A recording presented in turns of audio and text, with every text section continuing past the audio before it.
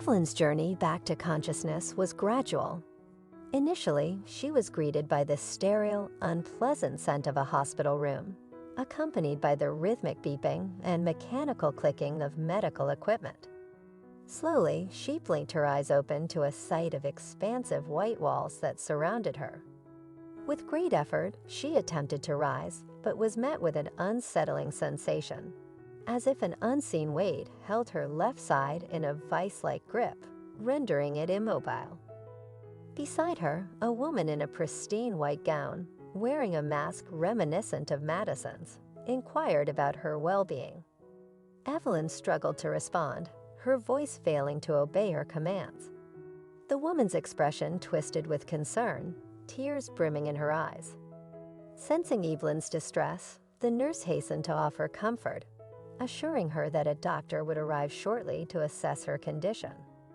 After making some adjustments to the IV, the nurse departed the room.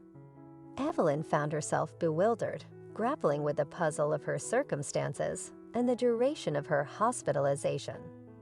Her life had been marked by vigor and vitality, with no more than the occasional elevation of her blood pressure. In recent years, even that minor concern had faded into the background as she embraced her retirement by immersing herself in ballroom dancing and photography classes. The thought of idle days spent knitting never crossed her mind. Instead, she chose activities that kept her in perpetual motion. One fateful morning, as she hurried to her dance practice, a sudden, excruciating headache and a dizzying vertigo overcame her. Desiring nothing more than to find respite on a nearby bench, she succumbed to the encroaching darkness that enveloped her vision and sapped her strength.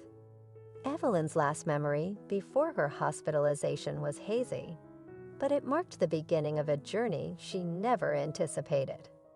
Soon, a gathering of stern-faced doctors assembled in the hospital ward, sparking a glimmer of hope within her that they might find a way to reverse her condition. Yet, as she observed their expressions, her optimism began to wane. Despite her limited understanding of their medical jargon, certain words like stroke and the ominous phrase irreversible consequences cut through the haze of confusion, sending a shiver of dread down her spine. She closed her eyes in terror, grappling with a harsh reality that had befallen her. Her despair deepened when her sister, Paisley, made her entrance. "Not so much fun for you now, is it?" she remarked, her tone laden with bitterness. "Well, Carson, Scarlett Madison," she continued, referring to Evelyn's children, "look at your sister, still causing trouble at 60. What am I going to do with you? No children to take care of you." Evelyn's ability to respond had deteriorated, and she could only manage to turn her head away from her sister. The complex dynamics between them had roots in the past, stemming from Nicholas, Evelyn's late husband. Back in their youthful days, Nicholas had chosen Evelyn over Paisley, who had also harbored feelings for him. Although Evelyn had been widowed for some time, the rift between the sisters endured. Even though Paisley had enjoyed 2 successful marriages and had 2 children, she held her sister responsible for the perceived ruination of her life. Evelyn struggled to contain her tears, not out of fear of a nursing home, but out of the overwhelming prospect of being bedridden for the remainder of her days, a burden she felt ill-prepared to bear. For the first time in her long life, Evelyn found herself yearning for an end. The relentless specter of death haunted her thoughts, yet she remained trapped in a state of helplessness due to her condition. She harbored an elusive hope for a suitable opportunity to escape her suffering, and it came to her not long after. 2 weeks later, Evelyn was released from the hospital temporarily, as Paisley began the arduous task of preparing the necessary paperwork for her transfer to a specialized care facility.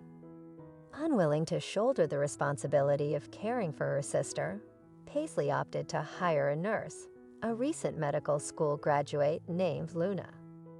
Paisley saw this arrangement as an opportunity to regain the funds she had spent on Evelyn by quietly renting out her sister's apartment once she had moved out. She even entertained the notion that her sister's health might take a catastrophic turn under the care of an inexperienced nurse, allowing her to sell the apartment to Luna. Luna, a conscientious and diligent young woman, took her role seriously. She felt a genuine empathy for the frail, ailing woman whose face bore the unmistakable scars of illness. With dedication, Luna administered the prescribed medications, fed her with care, tended to her hygiene needs, and provided therapeutic massages. Gradually, Evelyn's condition showed modest signs of improvement. Her right arm regained some mobility, and she could now communicate with Luna through handwritten notes. Despite these improvements, Evelyn's countenance remained perpetually shrouded in sorrow, which weighed heavily on Luna's heart. One day, as Luna entered Evelyn's room, she was greeted by a faint, albeit significant, smile on the elderly woman's face. Observing the shift in the older woman's mood, the young nurse was genuinely pleased. Luna inquired if Evelyn had slept well and whether she desired breakfast. In response, the elderly woman nodded and offered a slight smile before passing a note to Luna. Eagerly, the nurse unfolded it, unaware of the shocking content within. "End my life. I have funds. I'll compensate Ellie." Luna was left dumbfounded, struggling to make sense of the situation. What in the world is happening here? She thought, her irritation mounting. Attempting to distance herself from the unsettling note, Luna made a move to leave the room. However, Evelyn urgently grasped her arm, her eyes filled with desperation as she struggled to communicate. Startled and apprehensive, Luna pulled away and hurried into the kitchen, gripped by panic. After some time had passed, Luna cautiously returned to Evelyn's room, where the ailing woman handed her another note.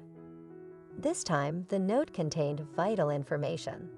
It revealed that the money was secured within a safe located in the pantry, accompanied by a code for access. Evelyn once again implored for assistance. Luna, though increasingly fearful, couldn't resist her curiosity. After ensuring that Evelyn had been fed, she ventured to the pantry and unlocked the safe. The sight that met her eyes left her breathless, as it contained a staggering amount of money.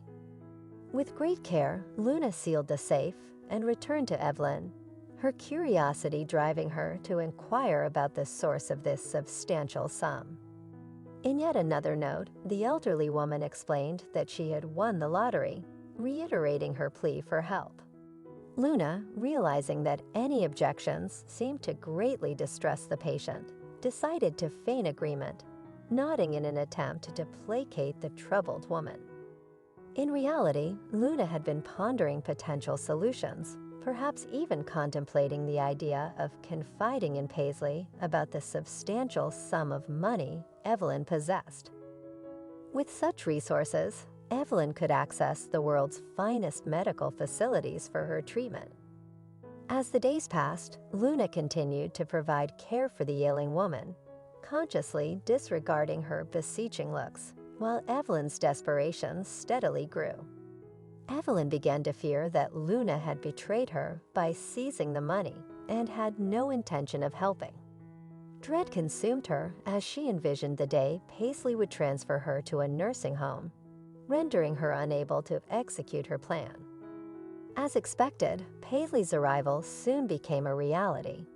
She settled Luna's fees and announced that her services were no longer required, as all the necessary paperwork had been completed.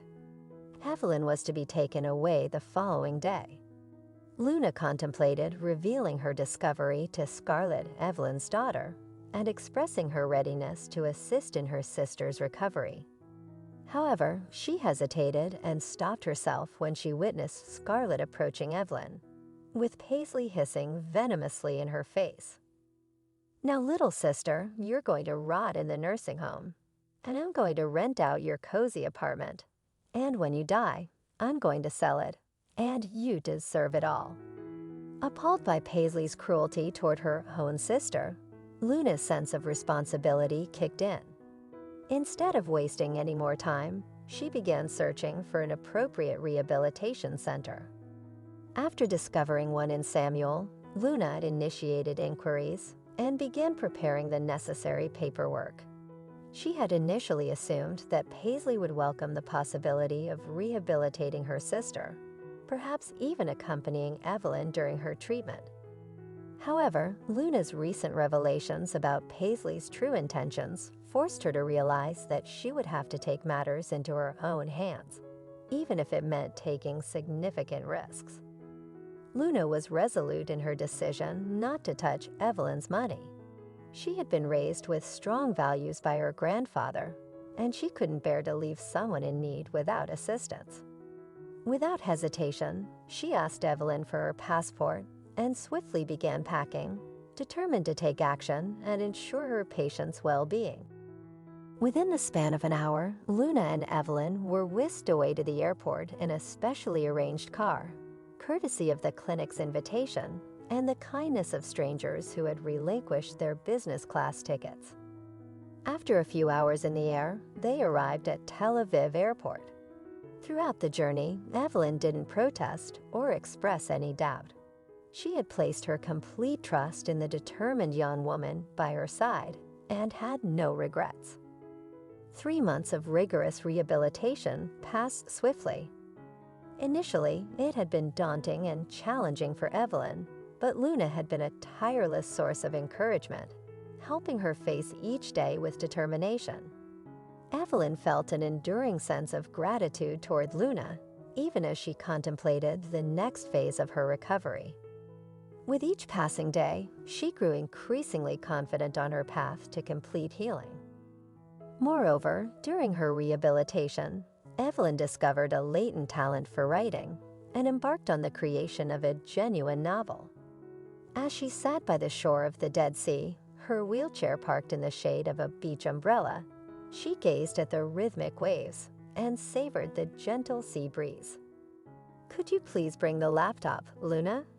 Evelyn called out cheerfully, aware of the substantial work that lay ahead to finish her novel. She knew she had the time and determination to see it through.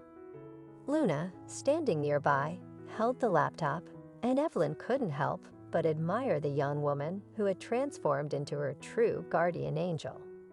Evelyn also had a fondness for Luna's grandfather, a retired military man who had visited them in Samuel. She cherished the serendipitous encounter with these remarkable people, feeling a deep sense of gratitude for the way fate had brought them into her life, and she hoped that one day she would have the opportunity to express her thanks in kind.